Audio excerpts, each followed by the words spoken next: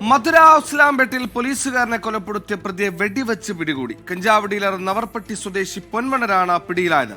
കമ്പത്ത് നിന്ന് പോലീസിനെ ആക്രമിച്ച് രക്ഷപ്പെടാൻ ശ്രമിക്കുന്നതിനിടയിലാണ് വെടിവെച്ച് കീഴ്പ്പെടുത്തിയതെന്നാണ് വിശദീകരണം.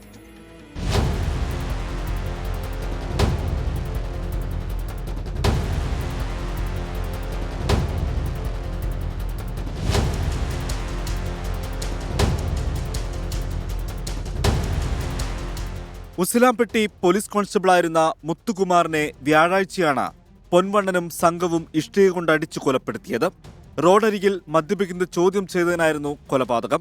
കൃത്യം നടത്തിയ ശേഷം പൊൻവണ്ണനും സംഘവും ഒളിച്ചു കഴിയുകയായിരുന്നു. ഇവർ കമ്പത്തുണ്ടെന്ന വിവരത്തിൽ പ്രത്യേക അന്വേഷണ സംഘം ഇവിടേക്കെത്തി. ശേഷം തങ്ങളെ ആക്രമിക്കുന്നതിനിടയിൽ പൊൻവണ്ണനെ വെടിവെച്ച് കീഴ്പ്പെടുത്തിയെന്നാണ് പോലീസ് പറയുന്നത്.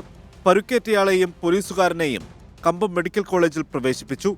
കഞ്ചാവ് ഡീലറാണ് പ്രതി. നിരവധി കേസുകളിൽ പ്രതിയായ ഇയാൾക്ക് കുപ്രസിദ്ധ ഗുണ്ടകളുമായി ബന്ധമുണ്ട്.